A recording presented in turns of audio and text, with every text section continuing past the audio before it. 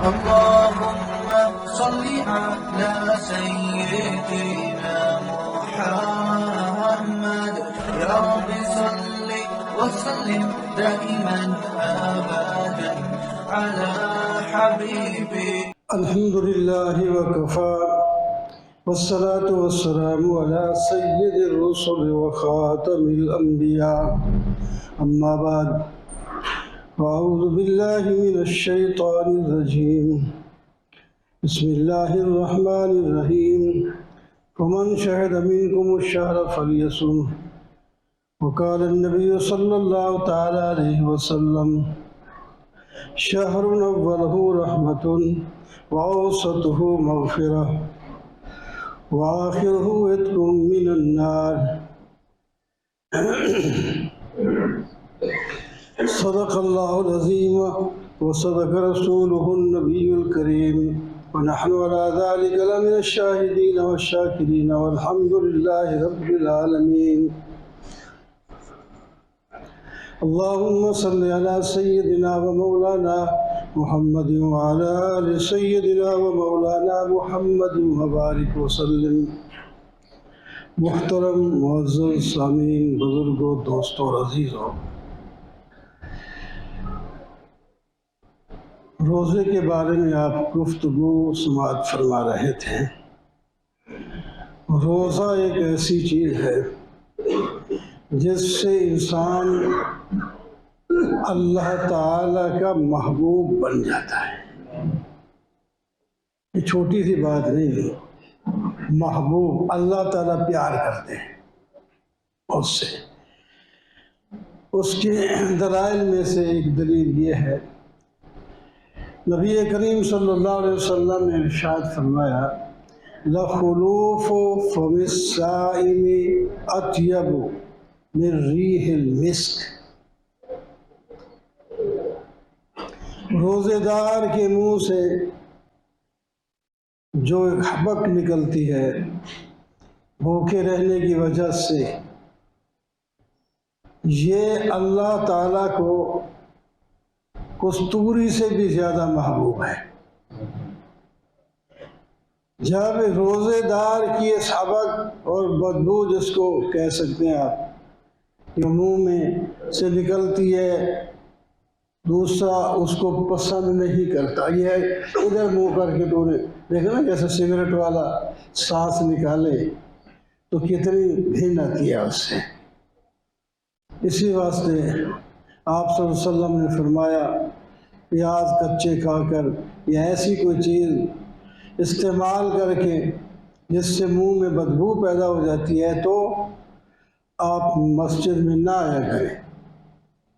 تو کیا پھر سگریٹ پی کے اس سے بھی تو بدبو آتی ہے، حکے سے بدبو آتی ہے، اس کو ختم کریں.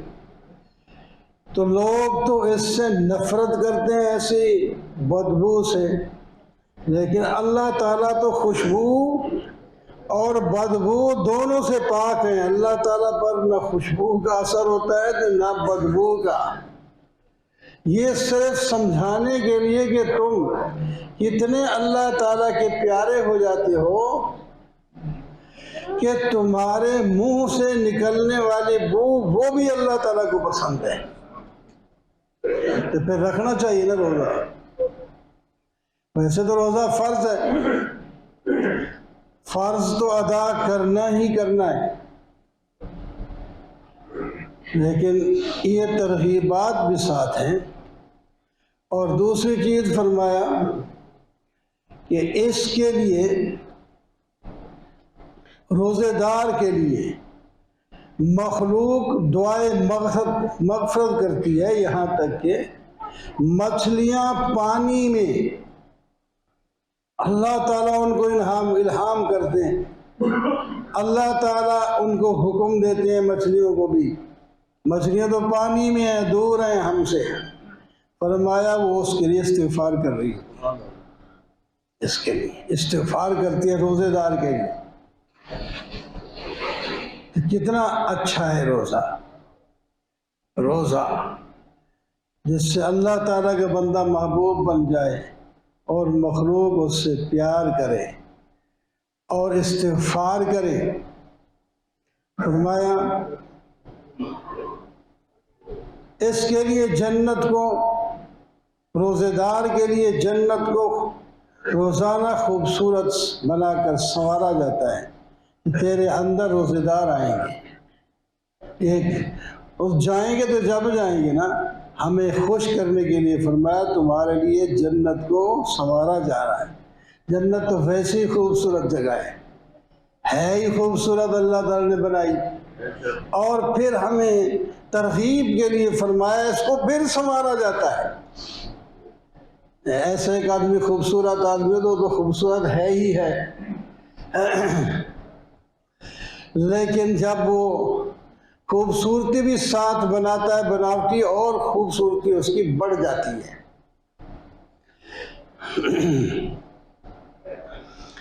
تو جنت خوبصورت ہے، اس کی خوبصورتی کو اور بڑھایا جاتا ہے روزے دار کے لیے کہ اس میں روزے دار آنے والا ہے۔ اللہ، یہ کیسی پیاری پیاری باتیں ہیں روزے دار کے لیے۔ روزہ کوئی نہیں چھوڑنا چاہیے۔ آج کل تو ہے ہی آسان، کوئی مشکل نہیں ہے، کوئی اتنے بڑے دن نہیں ہے، اور گرم دن بھی نہیں ہے، ٹھنڈے ہیں ابھی تک تو کمبل بھی رات کو ڈالتے ہیں، ابھی تو سردی کا موسم کہلا رہا ہے، تو روزہ رکھے، تقوی اختیار کریں۔ آپ صلی اللہ علیہ وسلم نے فرمایا یہ ایسا مہینہ ہے جس کا پہلا حصہ یہ رحمت ہے، دوسرا حصہ مغفرت ہے، تیسرا حصہ جہنم سے گردن کو چھٹکارے کا ہے۔ اولہ رحمہ، یعنی 3 حصے کریں تو 10 دن آتے ہیں۔ 10 دن جو پہلے ہیں وہ رحمت، پہلے 10 دن آدھے تقریباً ختم ہونے کو ہیں، تو وہ گزر گئے۔ جن نے روزہ نہیں رکھا ان کے بھی گزر گئے، جن نے روزہ رکھا ہے ان کے بھی گزر گئے۔ دن تو گزرتے جا رہے ہیں اور ہم خسارے میں پڑتے جا رہے ہیں جو اس سے کچھ فائدہ نہیں اٹھاتا۔ ہمیں تو قرآن پاک تراویح میں سننے یا ویسے تلاوت کرنے میں بھی بڑی مشکلات ہوتی ہیں۔ یہ میں پڑھ رہا تھا شیخ الہند رحمہ اللہ، وہ ساری رات قرآن پاک حافظ سے سنتے تھے، سحری تک، اور کھانا پینا کم کر دیا، بس پوری توجہ کے ساتھ روزہ رکھنا ہے، رات کو قرآن سننا ہے۔ نکاہت ہو رہی ہے، کمزوری ہو رہی ہے، گھر والوں نے کہا یہ جو کمزور ہے بیمار ہو جائیں گی۔ عرض کیا حضرت اس دن ذرا آرام کر لیں تھوڑا، یہ ایسا نہیں ہو سکتا، ممکن ہی نہیں ہے۔ اب زندگی ہے۔ آخر کار قاری صاحب کو کہلوایا گیا کہ آپ کوئی بہانہ بنا لیں کہ آج میں ساری رات قرآن پاک نہیں پڑھ سکتا۔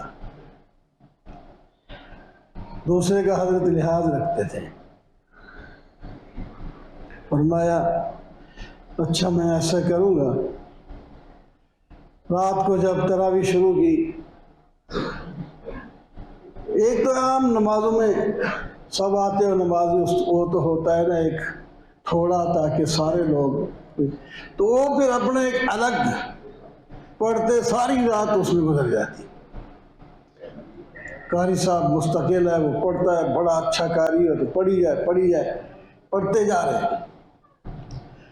تو قاری صاحب نے کہا حضرت تھکاوٹ ہے، کوئی تکلیف ہے، تو آج اتنا نہیں پڑھا جا سکتا، کچھ پڑھ کے چھوڑ دیتے ہیں۔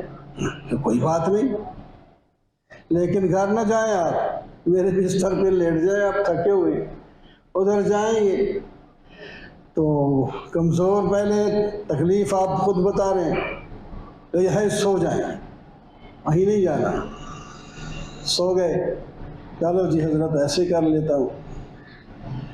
کچھ دیر کے بعد کہتے ہیں کہ کمرے کی بتیاں بجھ گئی، دروازہ بند ہو گیا، مجھے نیند آنے لگی، دیکھتا ہوں تو کوئی میرے پاؤں دبا رہا ہے. یہ کون ہو گیا؟ میرے پاؤں دبا رہا ہے. تو فرمایا، میں نے دیکھا تو حضرت شیخ الہند رحمہ اللہ وہ میرے ٹانگیں دبا رہے ہیں. یا حضرت یہ کیا آپ تو بزرگ ہیں ہمارے. فرمایا تو نے خود ہی تو کہا تھا میں تھکا ہوا ہوں، کوئی تکلیف ہے تو تھکے ہوئے کی تھکاوٹ کو اور بیمار کو راحت پہنچانے کا اللہ تعالیٰ حکم دیتے ہیں.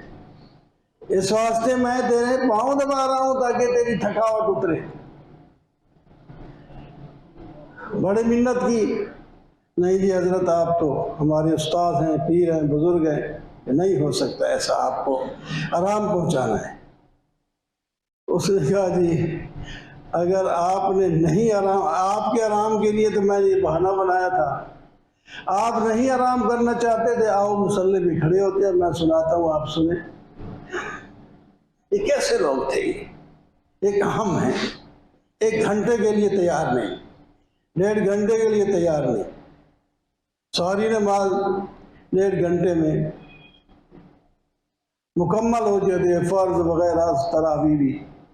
کچھ لوگ اب بھی ہیں کئی سحری کے قریب تک پڑھتے رہتے ہیں، کچھ اس کے بعد سناتے بھی رہتے ہیں اور اس کے مطلب مفہوم بھی سمجھتے رہتے ہیں. اور یہاں ہماری مسجدوں میں آخر میں 100 صف 2 صف 2.5 صفیں رہ جاتی ہیں، باقی کدھر گئے؟ ایسا نہیں ہونا چاہیے. یہ رحمت ہے، رحمت کا مہینہ ہے، سارا مہینہ رحمت کا ہے. اور خاص کر اس کا اول حصہ جو ہے اس کو اللہ پاک نے فرمایا یہ رحمت ہے. ہمیں علماء نے مثالوں سے باتیں سمجھائیں کیونکہ مثال سے بات آسانی سے سمجھ آتی ہے. آپ نے جو لباس پہنا ہوا ہے، ابھی پہنا ہے، کہ تھوڑی بہت گرد اس پر ہے، تو اس کو اگر آپ صاف کرنے لگیں تو خالی پانی کے اندر اس کو بھگو کر ذرا نچوڑ دیں گے تو صاف ہو جائے گا. زیادہ میل ہے تو پھر صابن لگائیں گے، صابن لگانے سے بھی صاف نہیں ہوتا تو پھر اس کو گرم پانی میں ڈالیں گے، اس کو ڈنڈے سے کوٹیں گے.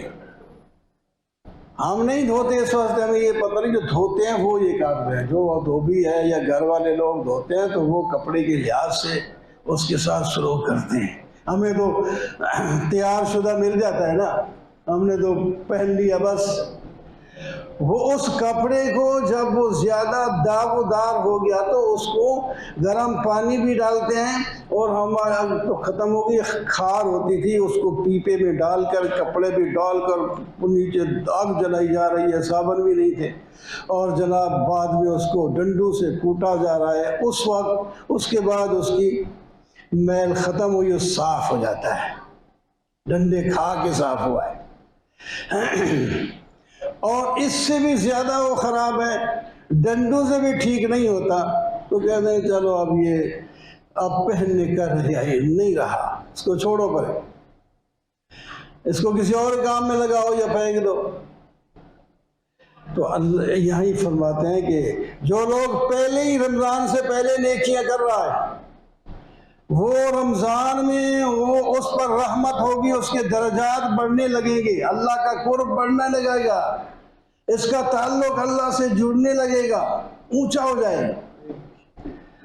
اور جو پہلے اتنا نیک نہیں تھا، گناہ بھی کرتا تھا، تو پہلے عشرے میں محنت کر کے دوسرے عشرے میں جب داخل ہوتا ہے تو اللہ تعالیٰ اس کی گناہوں کو معاف کر دیتے ہیں. وہ مغفرت کا مہینہ ہے جو عشرہ ہے، اس کی مغفرت ہو جاتی ہے، پھر اس کے درجے بھی بڑھنا شروع ہو جاتے ہیں. اور اگر دوسرے عشرے میں بھی اس کی مغفرت نہیں ہوئی تو پھر تیسرے عشرے میں کم از کم یہ تو کر لیتا ہے کہ اللہ تعالیٰ اس کو جہنم سے آزاد کر دیتے ہیں. اور اگر تیسرا عشرہ بھی اس کا یوں ہی گزر گیا تو پھر اسی طرح اس کپڑے کی طرح ہے جو دھو کر کسی بھی طریقے سے صاف نہیں ہوتا تو اس کو پھینک دیا جاتا ہے اور یہ بھی جہنم میں چلا جائے گا. تو ہم ایسے نہ بنیں اللہ تعالیٰ کی مہربانی ہے، نماز پڑھنے آئے ہیں، آخر کچھ شوق ہے، محبت ہے اللہ تعالیٰ کی، مسلمان ہیں، ہمارے ایمان کا تقاضا ہے۔ تو کئی لوگ ہوں گے نہ جمعہ پڑھتے ہیں نہ کچھ کرتے ہیں، نمازیں بھی نہیں پڑھتے۔ تو ہمیں صرف جمعہ نہیں پڑھنا چاہیے، یہ لوگ آسمان سے اب نہیں اتر کے آ رہے، تینوں منزلیں بھر رہی ہیں، تو یہ یہیں علاقے کے لوگ ہیں۔ کوئی ایک کوئی تھوڑے بہت آ گئے ادھر ادھر سے مسافر وغیرہ تو الگ بات ہے، ورنہ زیادہ تر یہیں کے لوگ ہیں۔ تو کیا باقی نمازوں کے اندر کہاں چلے جاتے ہیں؟ چند ایک لوگ ہوتے ہیں، تھوڑی سی صفیں لگتی ہیں۔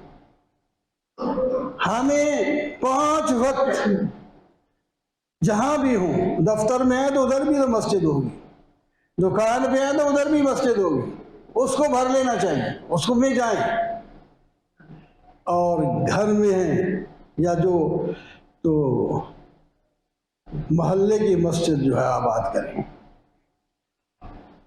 یہ اللہ اس سیزن ہے، سیزن، اور سیزن کیا ایک اور لفظ بولا جاتا ہے، سیل لگ گئی ہے۔